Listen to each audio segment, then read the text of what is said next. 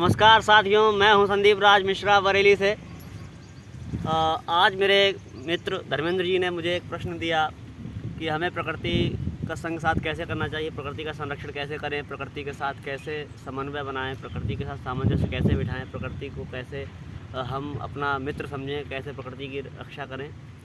इन सब बातों पर चर्चा करने से पहले मैं बताना चाहूँगा कि प्रकृति का जो विषय है वो हमारे परिवार से, हमारे समाज से, हमारे देश से, हमारी पृथ्वी से जुड़ा हुआ है।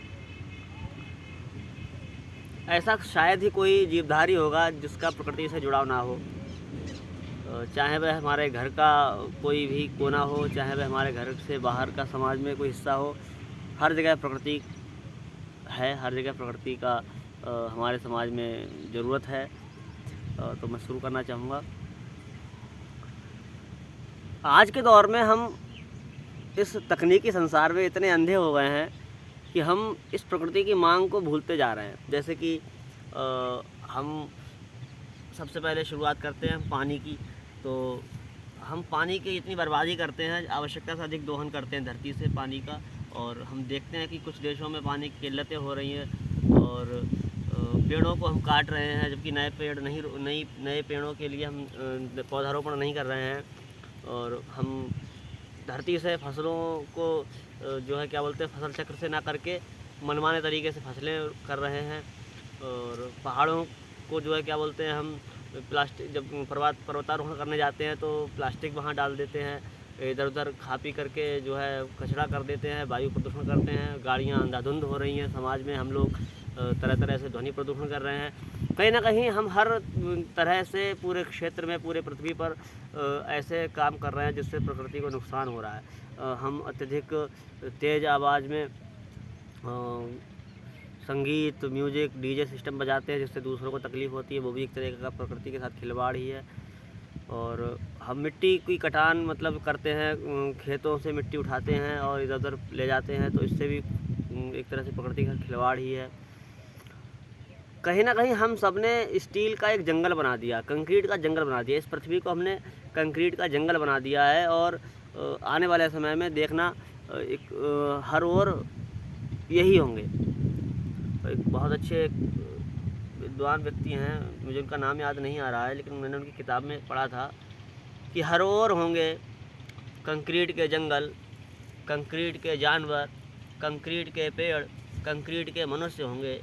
हर तरफ होंगे कंक्रीट के ही आदमकद पुतले, कंक्रीट के मार्ग, कंक्रीट की गाड़ियाँ, कंक्रीट का संसार होगा। नहीं होगा तो कुछ भी सजीव इस संसार में उस वक्त। मतलब हम ये बात कह सकते हैं कि हमने पेड़ों को काट कर हमने शहर बसाए और उन शहरों में हमने कंक्रीट के बाग बनाए, कंक्रीट के पेड़ बनाए, कंक्रीट के फल बनाए, कंक्रीट के पशु बनाए, पुतले बनाए। और जिन जंगलों में, जिन बागों में असली पशु पक्षी रहते थे, उनको वहाँ से विस्थापन करने के लिए, वहाँ से पलायन करने के लिए मजबूर कर दिया। और ऐसे उद्यान बनाए जिनमें कुछ भी असली नहीं है। हमने पुतले बनाए आदमियों के और हमने जानवरों के पुतले बनाए, और जबकि असली जानवर जो बेचारे उस जंगल में रहते थे वो वहाँ से पलायन कर गए। तो ज़रूरत है हमें समय की आवाज़ को सुनने की, समय को परखने की। नए पौधे लगाने चाहिए, नए पेड़ लगाने चाहिए, नई तरीके से हमें सिंचाई का सिस्टम बनाना चाहिए, हमें अत्यधिक मात्रा में पानी का बचाव करना चाहिए, हमें ऐसे तरीके अपनाने चाहिए जिससे हमारी प्रकृति सुरक्षित रहे, प्रकृति हमारी शुद्ध रहे, हमारी प्रकृति का वातावरण मजबूत रहे। कुल मिलाकर के अगर हम सब इसके लिए एक पहल कर सकते हैं तो वो ये कर सकते हैं कि जब हम कभी कुछ फल खाते हैं, कभी कुछ फ्रूट्स लेते हैं जब बाज़ार से, तो उनके जो बीजे होते हैं, उनके जो बीज होते हैं, उन बीजों को हम कूड़ेदान में डालें। इससे बेहतर है कि उन्हें हम कहीं टहलते वक्त जाते हुए या कहीं यात्रा पर जाते हुए मार्गों में ऐसी जगहों पर डाल दें जहाँ पर वो उग सकें, जिससे नए पौधे जन्म ले सकें। और हम अपने घर में भी कुछ ऐसे पौधे लगा सकते हैं जो कि वातावरण को शुद्ध रखते हैं। हम पेड़ों की कटान से बचें, पेड़ों की कटाव ना करें। संभव हो सके तो हम ऐसे माहौल में रहें जहाँ पर पेड़ों को बचाया जा सके और एक सही तरीके से जिम्मेदार नागरिक बने, वातावरण को शुद्ध रखें, अच्छे कर्तव्य करें। और एक ही बात कहूँगा, आखिरी बात कहूँगा कि ये धरती हमारी माँ यूं ही नहीं है। हम कदम रखते हैं, हम इस पर अपने तरह तरह के गंदगी डालते हैं, फिर भी ये हमें फल देती है। हम इस पर प्रहार करते हैं, इसे खोदते हैं, इस पर हल चलाते हैं, ये हमें अनाज देती है।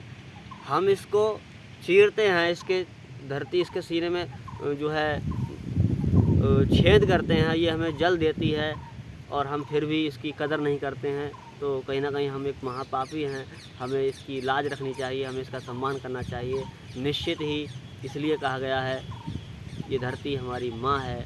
और आखिरी बात कहूँगा, वंदे भारत मातरम। ये धरती, ये भारत माता निश्चित ही वंदना के योग्य है। जय हिंद, जय भारत।